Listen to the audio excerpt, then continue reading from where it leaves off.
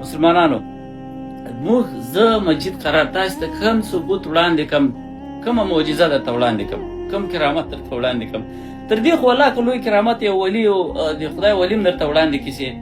یوه ورځ مې درته ویل چې په کابل کې د فضل الرحمن ګوند حاکم ده او د فضل الرحمن ګوند او فوجیان یو بل نه سره ولي، دواړو زما او ستا ویشتلو ته خبره جوړه کړې ده. بله ورځ په همغه ساحه کې چې بمبار ورسو، په همغه شفاخانه چې بمبار ورسو، د هغې شفاخانې د رئیس عکسونه ویډیوګانې راووتل چې د فضل الرحمن د ګوند غړی نه ده، حوزوي نماینده یې ده، د انتخاباتو کاندید ده. ور تر دې خو الله که نوح علیه السلام دغسې تر دې واضحه معجزه خپل قوم ته راایستلې. څه شی درته وکړو، څه رقم ثبوت درته وړاندې کړو. تاسې یو ډول ثبوت منئ، زه پوهېږم چې بله ورځ سړی پاشلې ککرۍ په ځمکه پروت لکه ګیلمن شی. تر هغه وخته مو ګیلمن هم نه مانو، او دا وایي داسې ده او دا وایي د پنجاب جاسوس ته، دی وایي تذکر پاسپورټ راخیستی او دی وایي دا کول، دی وایي دا کول. بیا چې زیړې تلې درته پروت او ککرۍ پاشلې وه، بیا تاسې ویل چې او د سړي خو الله لکه چې رښتیا ویل. دا خو تاسې باندې تاریخي تجربه بیا تکرارېږي. وروره دا خو یو ځلې نه ده. خلک راولاړ چې پرون د دغه د هغه والا د واشنګټن والا او د پنډۍ والا او همغږي سره کړې.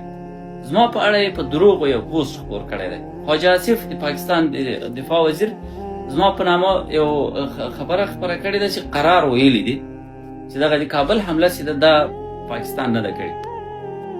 نو تاسې ته خدای مخ ته درومه، تاسې او خپل خدای ما دغسې ویلي دي. زه به په عمر دا خبره داسې وکړم. زما ویډیو هلته ویډیو یې ما اچولې ده، خو خواجه آصف خو په پښتو نه پوهېږي. دا ویډیو حتما کوم منداړو د سپي زوی ورلېږلې ده، ورته ویلي دي چې دغه تاسو لپاره سند ده. خواجه آصف خپره کړې ده او ویلي دي هغه خپله ویډیو چې ده خپره کړې په هغې کې ما ویلي دي چې دا له کته یې کوارډینیټس ورکول کېږي، له پاسه ویشتل کېږي او دا یو کوارډینیټ پنجابی عمل ده او وحشت ده. او دا مې هم ویلي دي په ویډیو کې مې په لسګونو ځله ویلي، په نورو ځایونو کې مې په لسګونه ځای ویلي دي چې دا جګړه نه ده، دا یو طرفه تجاوز ده. پاکستان د افغانستان په خاوره، د افغانستان په نواميسو، د افغانستان د خلکو په معتقداتو یعنې په روژه کې برید چې ده، دا په اسلامي ارزښتونو مستقیم برید ده، دا په انسان برید نه ده. په روژه کې چې ته په یو مسلمان برید کوې، دا یوازې په یو مسلمان برید نه ده، دا د هغه په عقیده برید ده، د ده په مناسکو برید ده، د ده په مقدساتو باندې برید ده. په روژه مبارکه کې د پاکستان بریدونه دا د افغانانو په مقدساتو بریدونه دي. او دا د سپي بچیان وایي موږ مقدساتو غیرت ته راوتلي یو. مخه په تور سه ستاسې په مقدساتو غیرت ته راوتلي یاست. په دغومره لوی تقدس په پکتیکا کې جومات شهید کړ، تاسې بې ناموسانو خاموشي اختیار کړه. یو وارې مو هغه د جومات د شهادت پیښه ذکر لا نه کړه.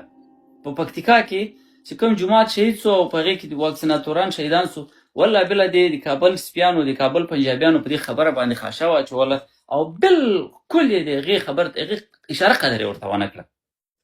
وروره په مقدساتو غیرت نه کوي، وروره په افغانستان دی نه کولای، په بیرغ دی نه کولای، په هغه خو هسې د دوی لپاره افغانان عفو سوي مجرمان دي ټول افغانان، او هسې د افغانستان خاوره دوی په نسبت باندې د کفر حکومتونه پرې کړي دي او ګنده کړې ده او خرابه کړې ده او دوی اوس لګیا دي مسلمانوي پاکوي. په دا جومات خو غیرت وکړه، په دا روژه مبارک خو غیرت وکړه، نه کوي. ولې نه کوي؟ ځکه ولې به غیرت خو هغوی په یو ځای کړی ده، هغوی په پاکستان غیرت کړی. دغه دوی چې د افغانستان ته کوم تاوان راورساو، دا یې ولې راورساو؟ ځکه دوی په پاکستان غیرت کاوه.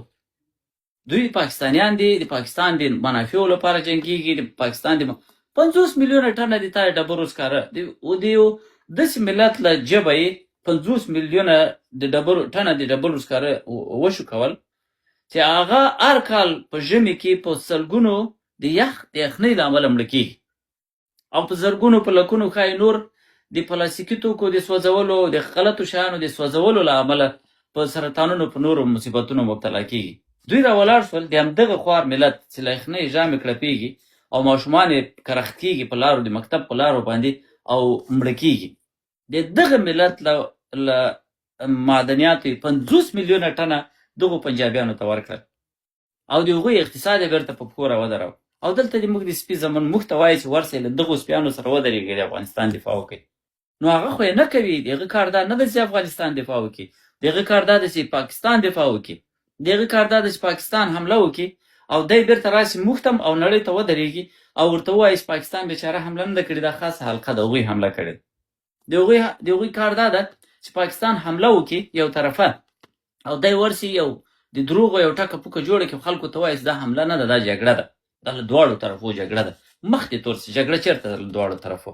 له دې طرفه دې ورسه د هغه بمبارونه وګوره، د هغه وحشتونه وګوره، ستا سوټي وګوره چې ور وار کړي دي. دوه کمرشل ډرونونه هغوی خپل هلته پورته کړي، په کوم دیوال یې ور جنګولي دي. د همدې لپاره چې دا ډرامه پرې راګرمه کړي چې خلکو ته ووایي دا خو جګړه ده او دا خو یو طرفه تجاوز نه ده او دا خو یو طرفه وحشت نه ده، دا خو یو طرفه شواخون نه ده،